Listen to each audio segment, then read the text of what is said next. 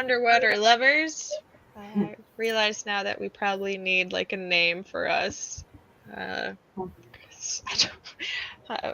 I'll let you more creative people figure that out. But until then, you'll be underwater lovers, which is cool too. Welcome to another weekly meeting. We're catching up today. And first, we're going to do a roll call. So it looks like Galit is present, Niko is present, Lewis is present, and I am present.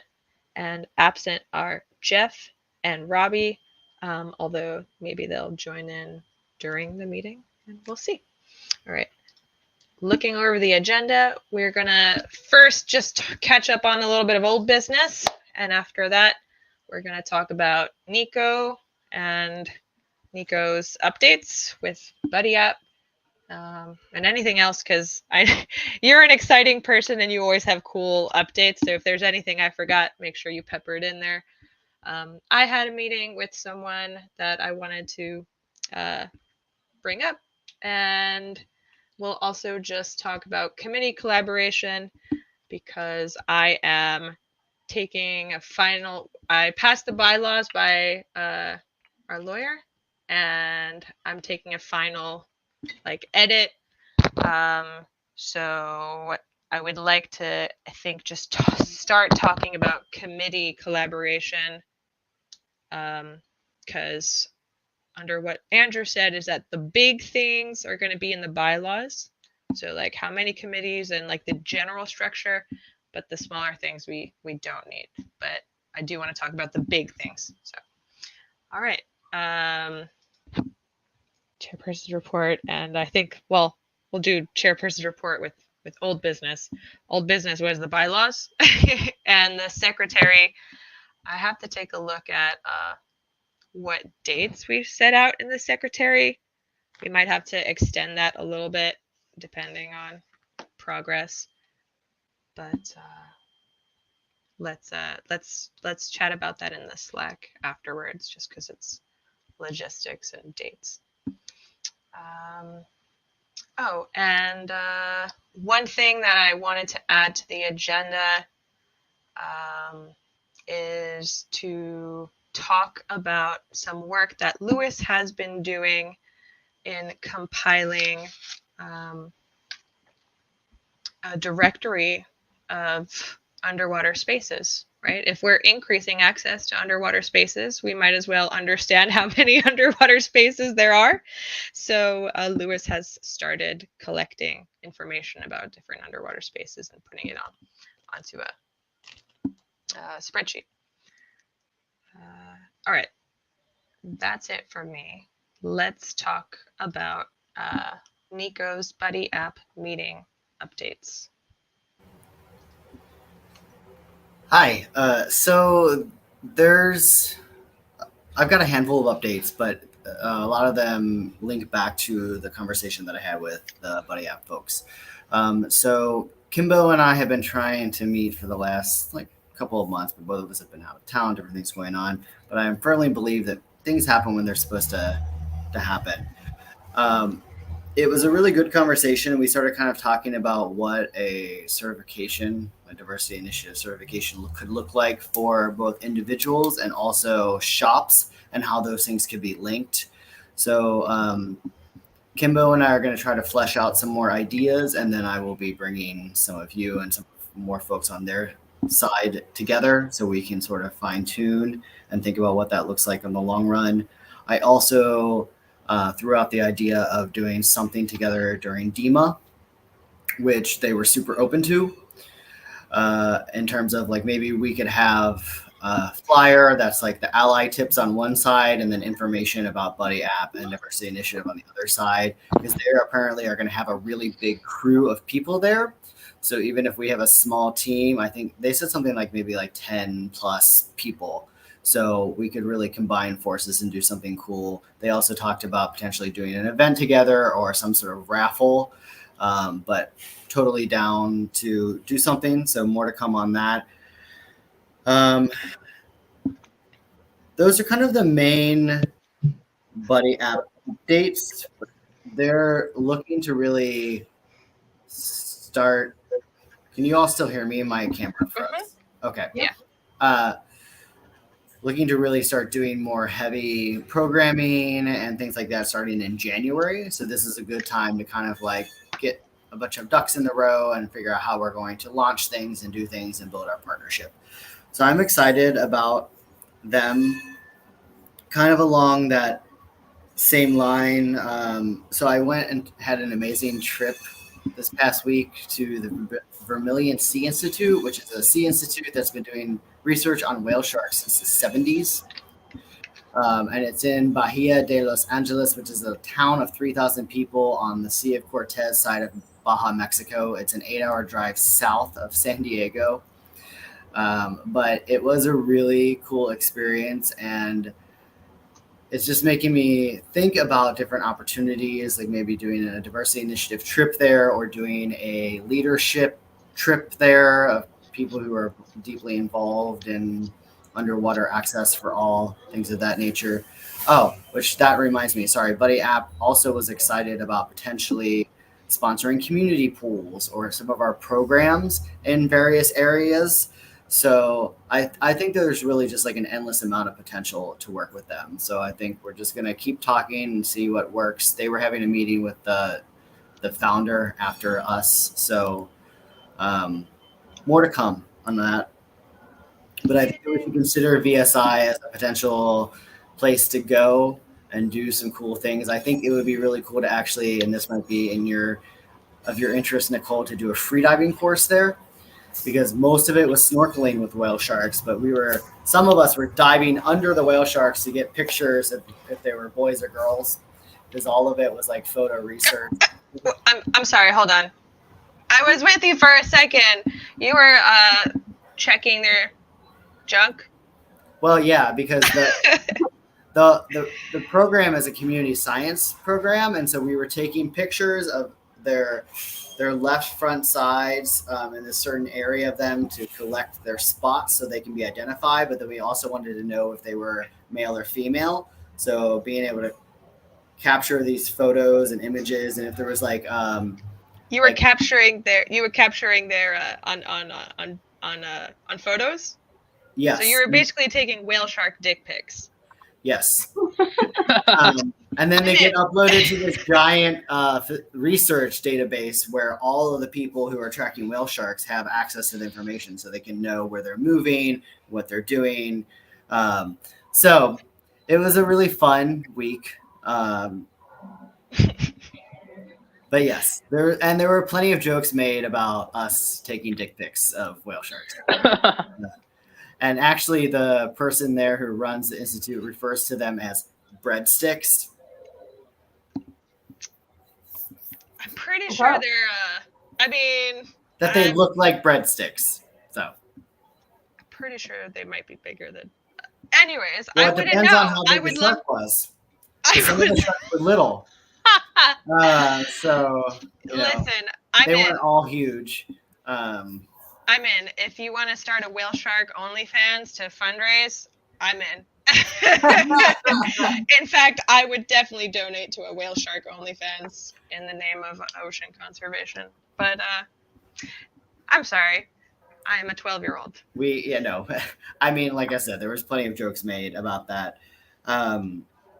Just quickly, Folsom, I'm having a meeting with the people that run the main stage in the area that we're going to be at next week to talk to them sort of about some more details. So I'll have a bigger update about that next week. It sounds like we are trying to connect with the owner of the shop that I work for in town to see when we can use this pool. So Nicole and I will probably have more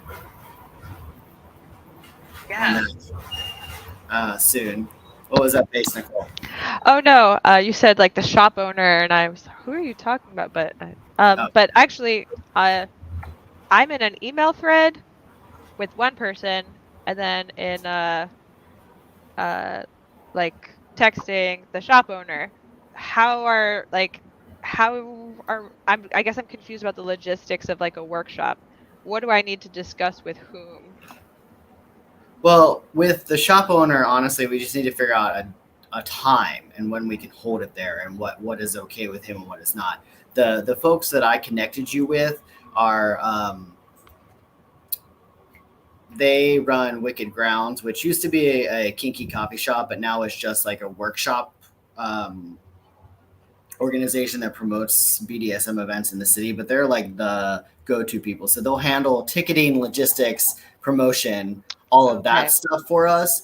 And so that was why I connected you with them, because they can do a lot of that for us, which I mean, I know we could do, but I feel like they would have better bandwidth, and that's what they do here in San Francisco, and they're the go-to people for that.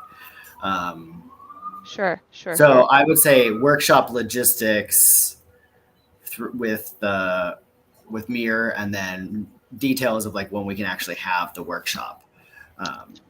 Is more with the shop owner. Okay, awesome. I've been working really hard on researching and practicing, so I'm just so excited. Like there's like a real legit and awesome course getting planned. And I think that Galit volunteered to be my demo assistant. Yeah. So that'll be awesome. But it is super legit. It's all about water safety. It's like a safety first workshop, and I really do believe that at the conclusion of this workshop, I think that a lot more folks will be interested in general free diving. I was going to say water sports, but they probably already sorry. A different type of water sports. But I actually do believe that what we're doing makes so much sense. I'm really excited, and I think that you'll drive traffic to the school over there in San Francisco, anyways. Excuse me, Niko. What do you mean by dick pics?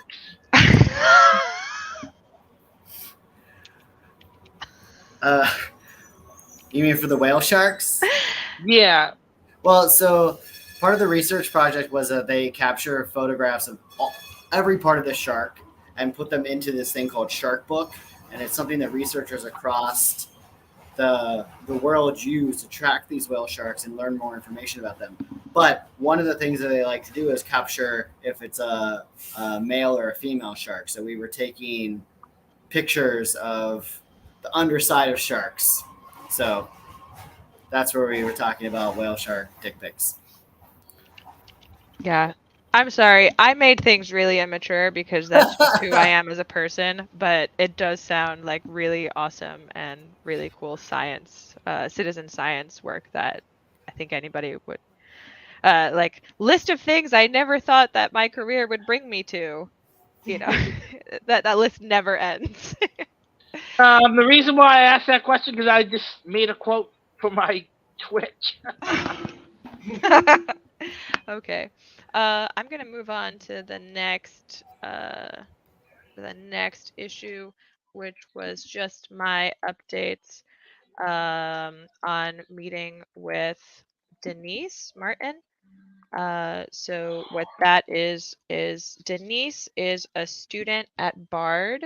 She's doing her MBA of sustainability, and she reached out via email because she's local in New York City. She's looking to engage in a change management project with an organization, essentially looking at the organization's goals and advising and helping them reach said goals. So we had an initial meeting where I gave her a giant chaotic overview of the dive industry and why people aren't diving and how it's so and why humans need access to water. And at the end, we settled on zoomed out. Our goal is underwater for all by 2030, and then a zoom in kind of goal is our current project to preserve access at Beach 8th Street in New York City for scuba divers and the community. And so she seemed really excited and fascinated about what we're doing and is going to talk to other students in her cohort. So I think that we'll have, it sounds like we'll have a few people joining to really help us with these projects. And she sounded like she knew what she was talking about, and she would like to attend maybe our next meeting, if possible, our next executive meeting. So that's my update. And then I just wanted to talk about the last thing before we end our brief meeting is committee work and how to get started. So we have our committees, and we've kind of been like unofficially having Slack channels for them. And we have a committee SOP that's still being worked on, but I wanted to maybe just get closer to an official start so that Jeff can lead his committee. Niko, I know you're already doing stuff, but I don't know, just formalize and get things, add a little fuel. So just wanted to open the discussion.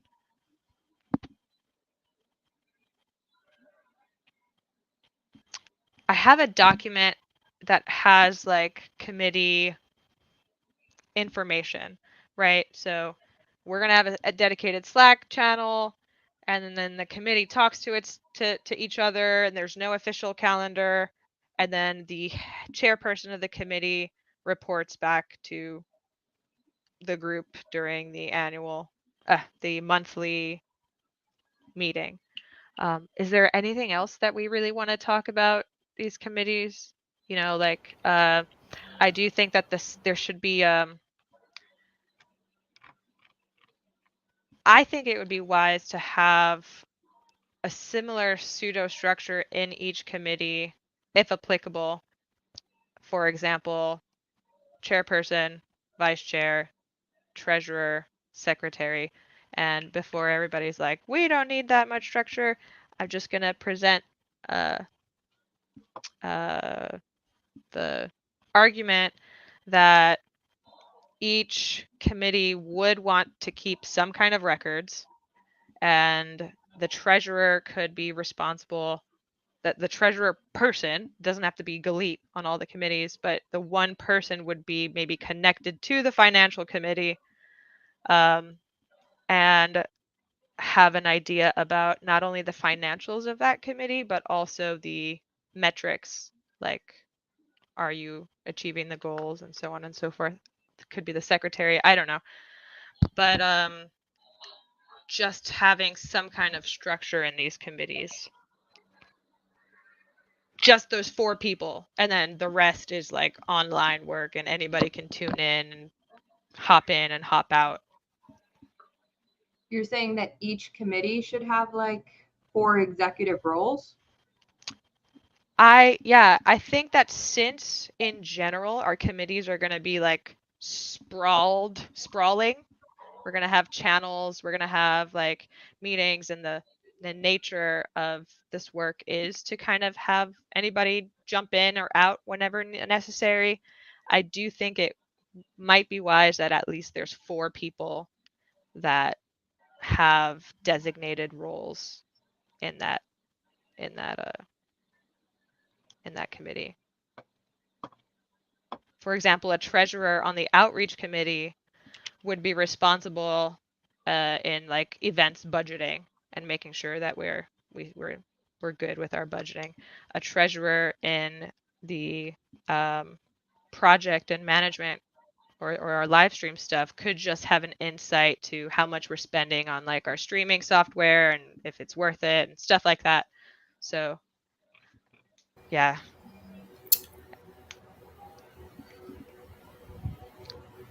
My initial reaction to that is that I think it will be hard to get people to commit, just because this is a volunteer work that we're asking of people.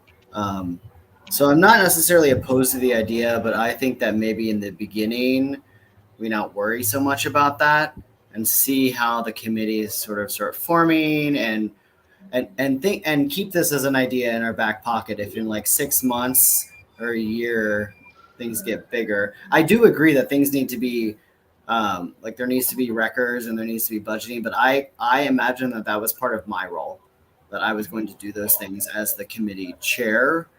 And if and when it got too big for me to manage, that's when I think having these additional roles.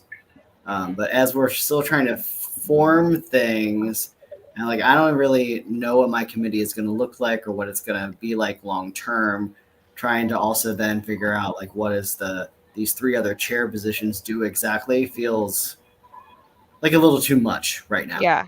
Yeah. Not necessarily a hard no, but maybe a no right now, at least is my reaction. I agree that we're still planning, right? And we, things aren't official yet, hoping after, maybe after January, everything's official. We have elections and stuff. Maybe right now we can have, if we don't need the people in the roles, we still should have some kind of semblance of like that function, like chairman of this committee should have an idea about the financials. I come from a background of like every process in your business is linked to an item in the profit and loss, and like should be an item in a balance sheet at the end, whether it's like even the ethics committee, right? Oh, there's just the ethics, right? Like in the review, like what could they be on the hook for? Well, maybe in the future we have like legal fees or something like that. So like just it'll be overwhelming for you, Niko, later down the line to attend the treasurer financial committee. But by having one person who's dedicated to like attend your meetings and also report back to Galit, it might ease things down the line. So yeah, I absolutely don't disagree with you. I'm just saying right now, I feel like that we don't have enough going on for that to make sense. But yes, down the road, yeah, I don't want to be attending every meeting. And also that's how you build trust and investment, is by having people be invested in different parts of the process and trusting that they're going to bring back the information and we're all supporting each other. So yeah, no, I appreciate and like the idea of having help in the process. I just don't think we're quite there yet. Yeah. I agree. We're just building the foundations. I do want to switch topics and talk about Wholesome for a second. I know we like briefly mentioned it. We're gonna go back to it. I think that we're now in August and we're coming up to mid-August. Yeah. So I think right now, I would like for us to get our ducks in a row for Folsom. So that includes like, where are we going to stay? Booking flights for the people that need to come in, making sure that we know a budget on like what are we going to need, how are we going to raise money, if we're going to like upfront the money and then hope to recoup some of that by teaching classes that partially will be donated to the nonprofit. I just want to kind of start to talk about that in seriousness, because we are a little over a month away. And the sooner that we can get Folsom straightened out, the sooner we can start working on New Orleans for DEMA. And I think like that's something that we should start meeting about as soon as we can. And I think you and I, Nicole, are really the ones that are going to have to fly in and need places to stay. So like maybe we can have a discussion about that and see if we can rent a house or an apartment or whatever, and maybe just get Niko's advice on locations. The other thing I wanted to ask for DEMA is I had sent both Niko and Nicole that deal that I found for $199 for a suite in the Holiday Inn. Let's do it. Yeah, so we're gonna have to call. I can't do the deal because I've already done the deal. But you two can do the deal. Oh yeah. We'll make Robbie go. Oh no, Robbie's not coming. Yeah. Yeah, so like, but we can, like 2 people can stay in that room, right? I was gonna say, if Robbie's not coming, then you and I can share a room, Nicole. Yeah. Wait, actually, all 3 of us could share a room, right? I'm totally fine with that. I mean, like, based on Long Beach, I'm like, okay, we could just have one giant bed. yeah, and it's a suite, so even just the 1 bedroom, like there's the big bed in the bedroom and then a couch. So we can like figure it out, and if we have to like, I can bring stay together. It's gonna be cheaper than having 2 rooms. Why not? We're gonna be together.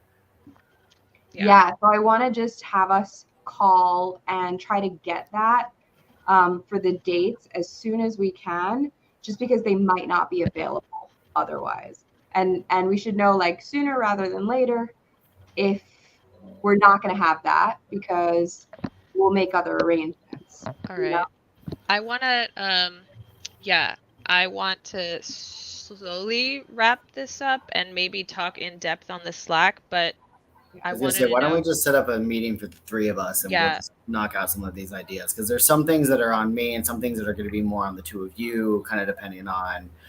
So I think if we have our own little meeting, we can knock out these details for Yeah, I'm starting to get anxious, and I feel like I need to buy flights with maybe my points or something.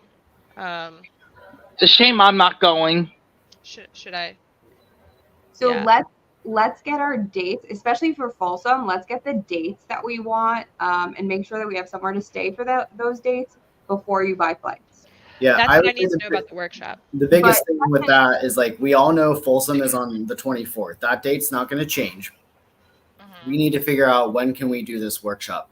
And that's why we really need to pin Brian down sooner rather than later. So that's why I was like, Nicole, if you can talk to him, even if I'm not available, please do. And I'll circle back around, because I looked just briefly at the schedule. I mean, the schedule is not like a final thing. It looks pretty busy that week. And so I want to see what he thinks is possible. And that, I think, will dictate when it makes sense for you to come in, right? Because if you want to come in on Monday, great. But if we're not doing the workshop until Thursday, so I feel like that's a big determining factor. Yeah, I'd like to not be hanging out a lot of days without, without exactly. And that's what I mean. We need to figure out what Brian's availability is. The other thing is, you can look at flights now and see what's affordable, and we can base the dates that we schedule things on that as well. Yeah, I think the good news about like kink workshops is that you can schedule them a lot later than other events. So like if the shop closes at like 10 p.m., that's not an unreasonable time. I mean, if 10 p.m. would definitely be a possibility, because that's usually when the classes go till in the evening. The other thing is, if you can get a lot of flights are no change fees, so you can also book a flight. All right, cool. So let's take a look. Let's set up a meeting and chat about this in the next week. Yeah. All right. Great job, everybody. And I'll talk to you next week. Everybody cool? Finish up. Robbie, I think, is watching in the comments, but he just came in home. He votes. We forgot to mention the spreadsheet. Oh, right. Okay. So, I mean, I mentioned it. I'm going to post the link in the comments, but Lewis has been compiling a list of dive sites and places where people have access to underwater spaces. It is a collaborative spreadsheet, so people can help out. But the only way to keep track of if we're increasing access is to actually keep track of underwater access. So I'll share the link to the spreadsheet and the form in the comments very soon. All right, everybody cool to end? I just want to add one comment. And then Yeah. I would love if at some point, like the database that Lewis is making and some other databases became like searchable things on the website. So you could put in your zip code and find ones that are near you.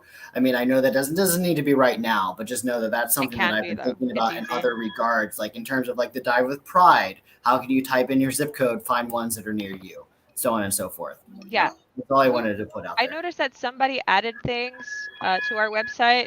Was that you, Galit?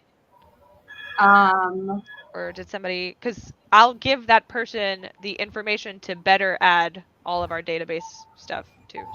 So I added the allied businesses. Yeah, so I'll show you how you can do that through like a really gorgeous Airtable interface through like database information.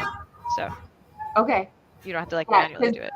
I actually was hoping that somebody who had more experience with Wix could help me better, because the original template that was on there is kind of funky with photos. Yeah. And so I was hoping that someone who knows Wix could help me fix the template so that I can add photos that don't change, that like change size with the screen. Maybe Zane. Maybe Zane. Might be Zane.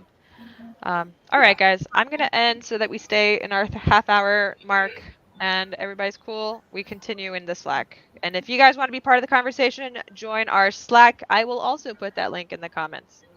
All right, everybody. The meeting is over, and I'll see you next week.